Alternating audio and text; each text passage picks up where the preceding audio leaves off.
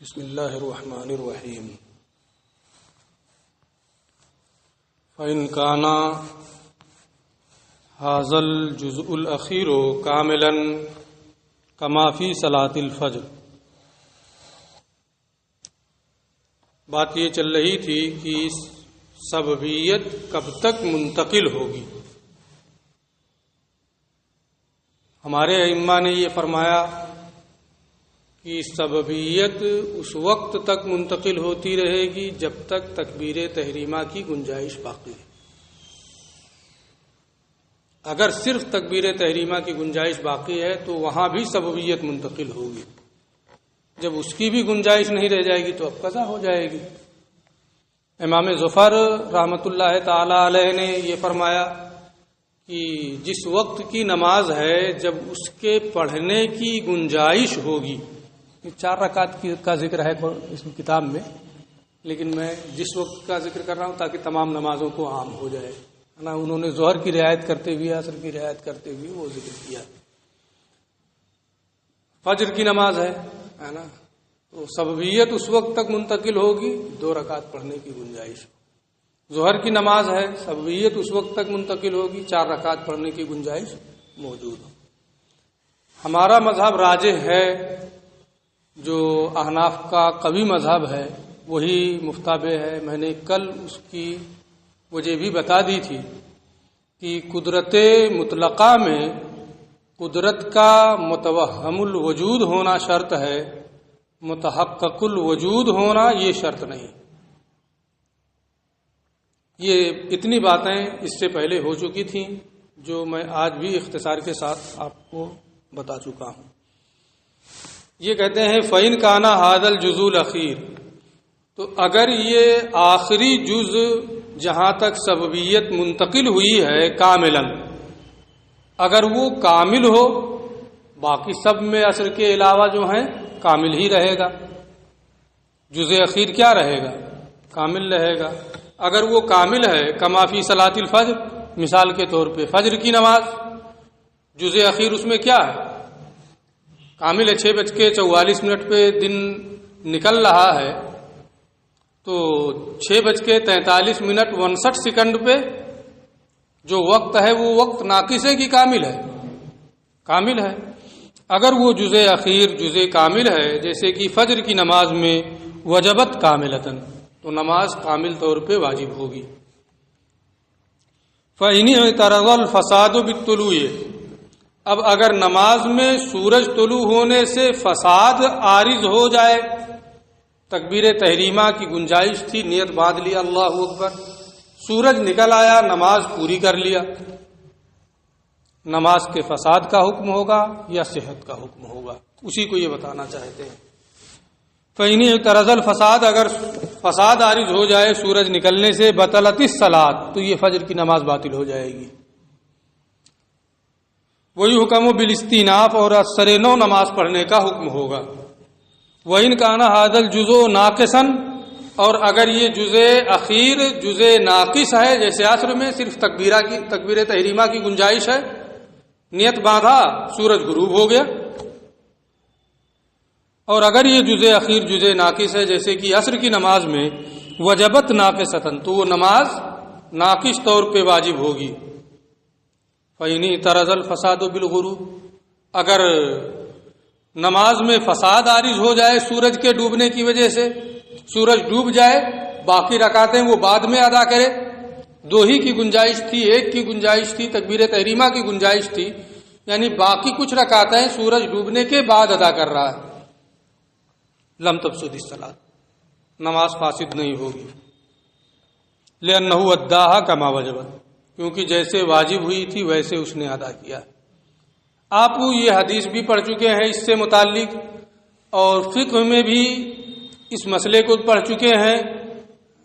وہاں دونوں حدیثوں میں تطبیق و توفیق کی صورت بھی پڑھ چکے ہیں، احناف کا جواب بھی پڑھ چکے ہیں، ساری چیزیں پڑھ چکے ہیں. کچھ یاد بھی ہے؟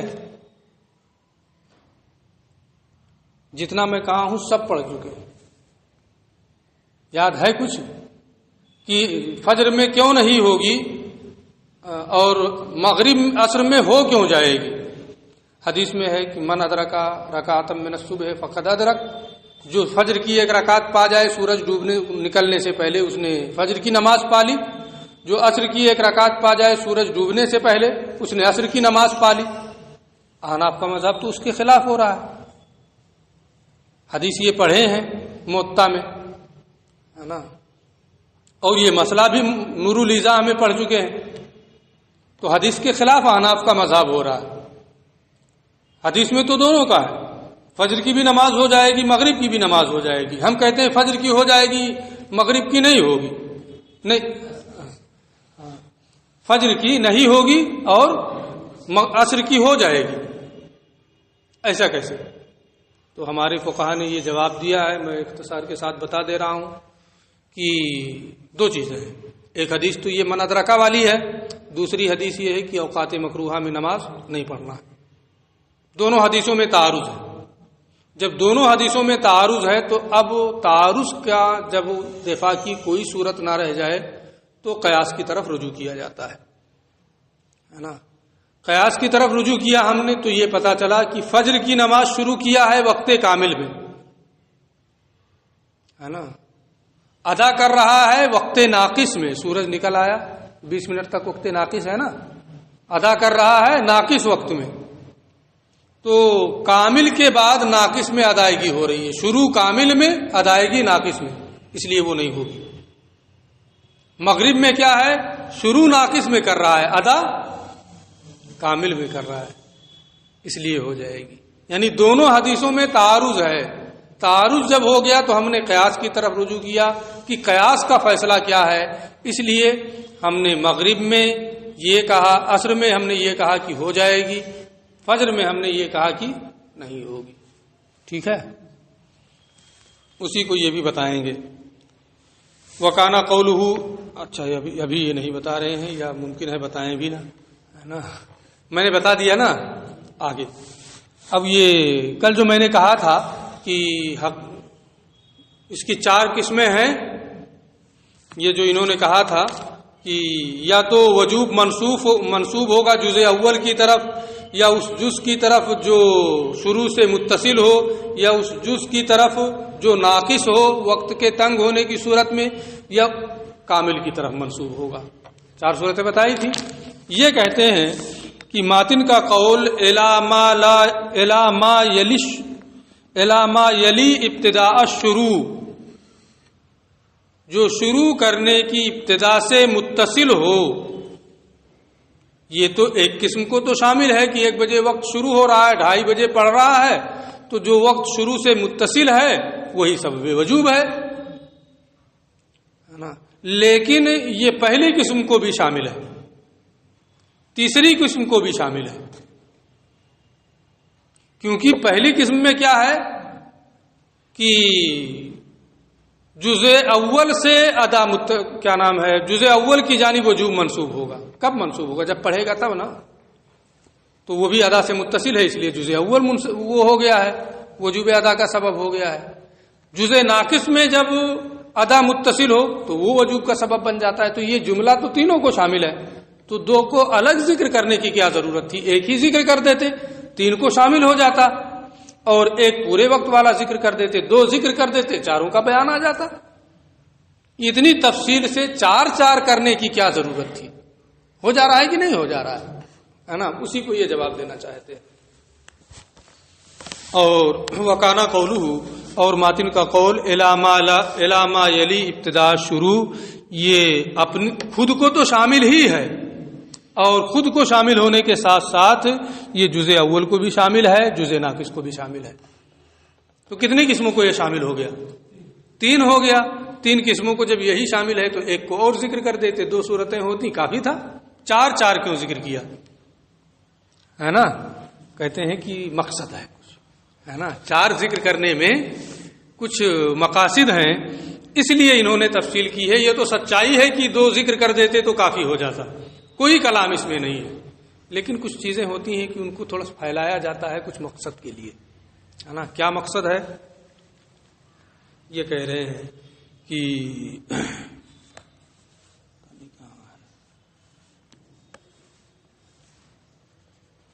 لأن الجزء الأول والجزء الناقص، اس لیے کہ جزء اول اور جزء ناقص جس کو یہ تیسری قسم شامل ہے،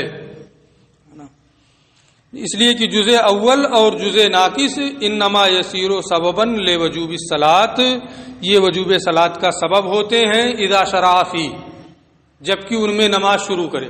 یہ ابھی علت صرف یہ بتا رہے ہیں کہ پہلی قسم اور تیسری قسم یہ دونوں اس الی ما یلی شروع سے میں شامل ہے۔ کیوں شامل ہے؟ کیونکہ جب وہ اس میں شروع کرے گا تو وہ بھی ادا سے متصل رہیں گے، اس لیے وہ بھی اس میں شامل ہے۔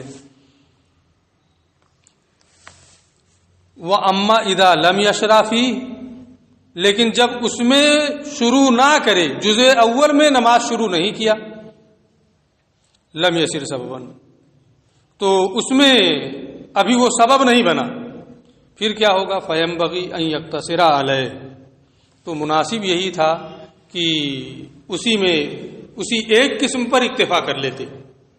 کس پر؟ الی ما یلی ابتداء شروع پر اکتفا کریں، کیونکہ جب بھی شروع کرے گا وہ الی ما یلی ابتداء شروع ہی ہوگا، ہے نا؟ جزء اول میں شروع کرے گا وہ الی ما یلی ابتداء شروع ہے، اس کے بعد کسی بھی وقت شروع کرے گا وہ الی ما یلی ابتداء شروع ہے، جزء ناقص میں شروع کرے گا وہ الی ما یلی ابتداء شروع ہے، تینوں کو یہ شامل ہے الی ما یلی ابتداء شروع۔ تو جب تینوں کو شامل ہے تو مناسب تھا کہ اسی ایک قسم پر اکتفا کر لیتے، چاروں کو ذکر نہ کرتے، چار بڑھا کر کے نہ کرتے، الا، مگر مقصد ہے وہ مقصد اب یہاں سے الا ان الجزء الاول، جزء اول کو ذکر کیا ہے کہ وجوب ادا جزء اول کی جانب منسوب ہوگا اس کے اہتمام شان کی بنیاد پر۔ سب سے اہم تو وہی ہے، نماز کا وقت شروع ہو رہا ہے نا، اہمیت اس کی زیادہ ہے۔ اہمیت زیادہ ہونے کے ساتھ ساتھ امام اعظم ابو حنیفہ کے علاوہ تمام ائمہ کا یہ قول ہے کہ جزء اول میں نماز مستحب ہے۔ تو ایک تو اختلاف کی جانب اشارہ کرنا ہے، دوسرا یہ کہ وہ جز بہت اہم ہے یہ بتانا ہے، اس لیے اس کو الگ سے ذکر کیا ہے نا۔ مگر جزء اول کے اہتمام شان کی وجہ سے جمہور کے نزدیک وسر رہا بھی اس کی صراحت انہوں نے کر دی، یعنی الگ سے اس کو اس لیے ذکر کیا ہے کہ جمہور کا مذہب یہ ہے کہ اس میں نماز پڑھنا مستحب ہے اور وہ جز بہت ہی محتم بالشان ہے۔ حتی ذہب کل الائمہ، یہاں تک کہ تمام ائمہ کا مذہب یہ ہے سوائے امام اعظم ابو حنیفہ رحمۃ اللہ تعالی علیہ کے الی استحباب الاداء فیہ، کہ جزء اول میں نماز ادا کرنا مستحب ہے۔ امام اعظم کے نزدیک آپ نے تفصیلات فقہ میں پڑھی ہوں گی کہ کون سی نماز کب پڑھنا مستحب ہے نا؟ ظہر کو ابراد کر کے پڑھو، ہے نا، فجر کو سفیدی آنے کے بعد پڑھو، ہے نا، یہ تمام صورتیں آپ نے پڑھی ہیں۔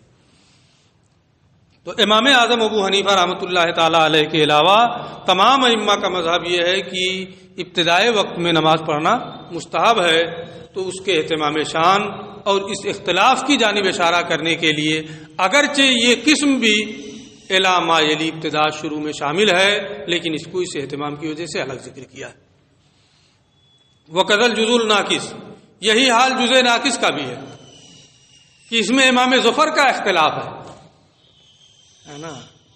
تو الی ما یلی ابتداء شروع اگرچہ اسے بھی شامل ہے، لیکن امام ظفر کے اختلاف کی جانب اشارہ کرنے کے لیے، یہ بتانے کے لیے کہ ان کے نزدیک 4 رکعت کی مقدار ہونی چاہیے، الگ سے اس کو بھی ذکر کر دیا ہے۔ اسی طریقے سے جزء ناقص کا معاملہ ہے، لأجل خلافیت ظفر فی ہے، کیونکہ اس میں امام ظفر کا اختلاف ہے، سرح بذکر ہی، اس لیے اس کو صراحت کے ساتھ ذکر کیا ہے۔ اس لیے 3 قسمیں ہو گئی ہیں، ورنہ حقیقت میں تو یہ ایک ہی صورت ہے۔ کچھ چھوٹ گیا کیا؟ وہذا کلہ، اور یہ تمام صورتیں جو 3 صورتیں تفصیلی اور اجمالی طور پہ ایک ہی صورت ہے، یہ تمام صورتیں اس وقت ہیں اذا ادى الصلاۃ فی الوقت، جبکہ نماز وقت میں پڑھے تو سببیت اس طرح سے منتقل ہوگی۔ وَأَمَّا إِذَا فَاتَتِ الصَّلَاةُ عَنِ الْوَقْتِ، لیکن جب نماز قضا ہو جائے، فَحِينَئِذٍ يُضَافُ الْوُجُوبُ إِلَى جُمْلَةِ الْوَقْتِ، تو اب وجوب پورے وقت کی جانب منسوب ہوگا، لِأَنَّهُ قَدْ زَالَ الْمَانِعُ أَنْ جَعَلَ كُلِّ الْوَقْتِ سَبَبًا، اس لیے کہ پورے وقت کو سبب بنانے سے جو چیز مانے تھی وہ ختم ہو گئی، اب ظرف نہیں رہا، بندہ اپنے پاس سے دے گا۔ ظرفیت کا معنی ختم ہو گیا نا، جب نماز قضا ہو گئی تو ظرفیت ہی مانے تھی پورے وقت کو سبب ماننے سے، ہے نا، جب ظرفیت کا معنی ختم ہو گیا تو پورے وقت کو سبب مان لیا جائے گا،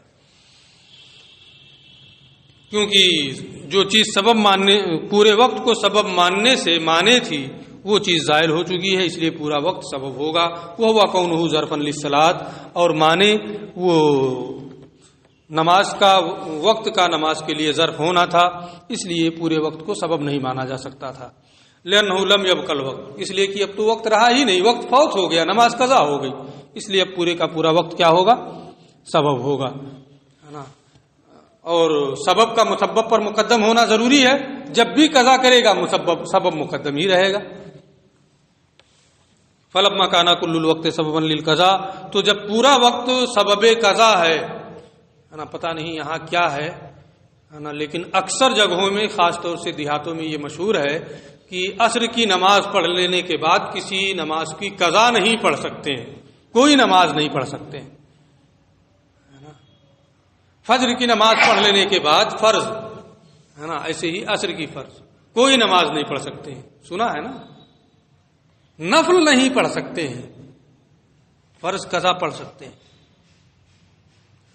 وہ یہی چیز ہے نا، یہیں سے معلوم ہوگا، یہی محل استشہاد ہے، یہی محل استنباط ہے۔ پورا وقت سبب ہے، بندہ اپنے پاس سے کوئی کامل وقت دے، جب تک ناقص وقت نہیں آ جا رہا ہے عصر کا، اس وقت تک وہ جتنی قضا نمازیں عصر کے بعد، عصر کی نماز کے بعد پڑھنا چاہے پڑھ سکتا ہے نا۔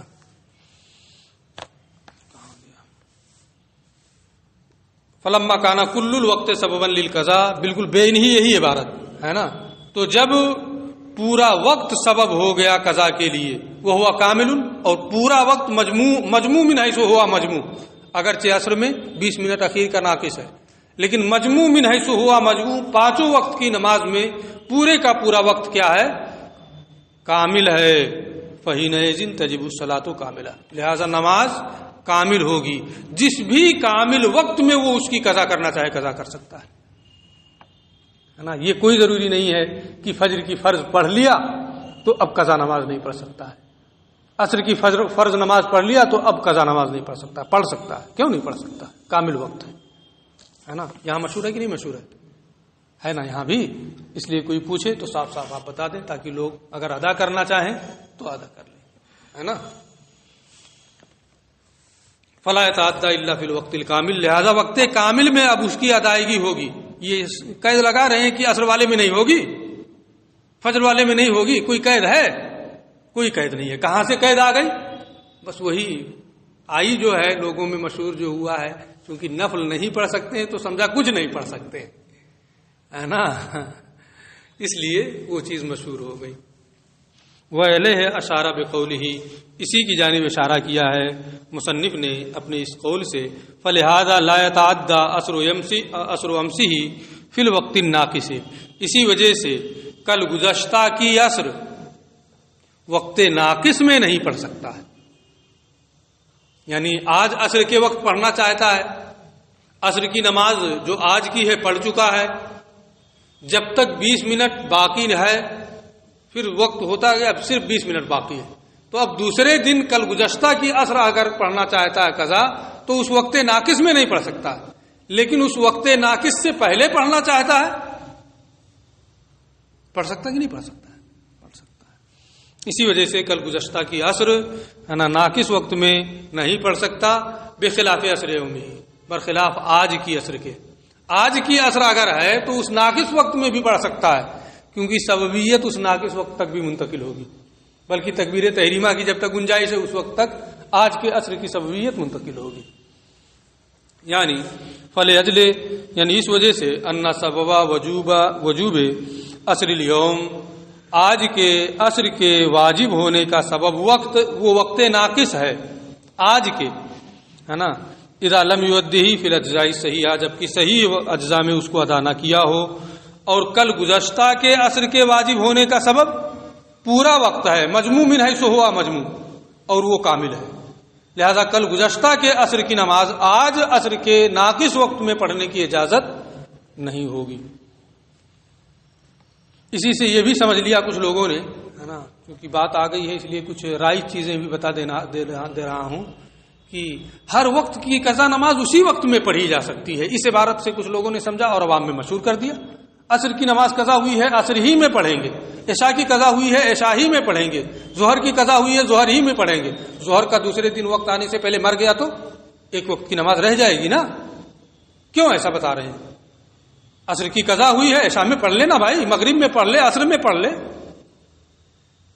مشہور ہے کہ نہیں مشہور ہے نا؟ لوگ کرتے بھی ہیں کہ ارے عصر کی قضا ہوئی ہے تو عصر میں پڑھیں گے، ہے نا، بلکہ پتہ نہیں کیسے لوگ بتا بھی دیتے ہیں ہاں اسی میں پڑھنا، یہ کوئی وہ نہیں، کہاں چلا گیا، اس میں ملنا بھی ایک کام ہے نا۔ اچھا، اور کل گزشتہ کے عصر کے وجوب کا سبب وہ پورا وقت ہے نا، جو فوت ہو گیا ہے اور وہ کامل ہے نا، جب کامل ہے قلنا تو ہم نے یہ کہا لا یتعدی عصر الامس، کل گزشتہ کی عصر ادا نہیں ہوگی وقت ناقص میں، آج کے وقت ناقص میں، لأنہ، کیونکہ جب نماز وقت سے فوت ہو گئی قضا ہو گئی تو پورے کا پورا وقت مجموع من حیث ہوا مجموع، یہ سبب ہے اور وہ کامل ہے، وہ ہوا کامل بے اعتبار اکثر اجزاء ہی، اور وہ اپنے اکثر اجزاء کے اعتبار سے کامل ہے، وَإِنْ كَانَ يَشْتَمِلُ عَلَى الْوَقْتِ النَّاقِصِ، اگرچہ وہ ناقص وقت پر بھی مشتمل ہے لیکن بہت قلیل ہے، اس لیے اس کا اعتبار نہیں کیا گیا، پورے کے پورے وقت کو کامل مانا گیا۔ فلا یصح قضاؤہ، لہذا کل گزشتہ کے عصر کی قضا یہ صحیح نہیں ہوگی، ہے نا، الا فی الوقت الکامل، مگر وقت کامل میں، اگرچہ عصر کی نماز پڑھ چکا ہے، کامل وقت موجود ہے، پڑھ سکتا ہے، اس کی قضا کر سکتا ہے۔ وَيَتَعَدَّى عَصْرُ يَوْمِهِ فِي الْوَقْتِ النَّاقِصِ، اور آج کے عصر کی قضا وقت ناقص میں بھی ہو سکتی ہے، لِأَنَّهُ لَمَّا لَمْ يُؤَدِّهِ، کیونکہ جب اس نے اس کو وقت اول میں جو کامل وقت ہے ادا نہیں کیا، وَاتَّصَلَ شُرُوعُهُ فِي الْجُزْءِ النَّاقِصِ، اور جزء ناقص میں اس کا شروع کرنا جزء ناقص سے متصل ہوا، کانا ہوا سبباً لوجوبہ، تو وہ جزء ناقص ہی سبب وجوب ہے، کیونکہ سببیت وہاں تک منتقل ہو رہی ہے، فیؤدی ناقصاً، لہذا وہ ناقص طور پر اسے ادا کرے گا، کما وجبہ، جیسے کہ وہ نماز واجب ہوئی ہے۔ ولا یقال، یہاں ایک اعتراض ہے نا، یہ بہت مشہور ہے، آپ نے سنا بھی ہوگا، صرف ترجمہ کر دینا کافی ہے، لیکن صرف 3-4 جملے میں بات پوری کر دے رہا ہوں اس کو، ہے نا، پھر ترجمہ کر دوں گا۔ آج کے عصر کی نماز کسی نے شروع کی، اتنا دراز کر دیا کہ سورج غروب ہونے کے قریب ہو گیا، پھر سلام پھیرا، 3 جملے ہو گئے، ہے نا، نماز ہوگی کہ نہیں ہوگی، 4 جملے، ہے نا، ناقص کامل میں شروع کیا ہے، ناقص میں پورا کر رہا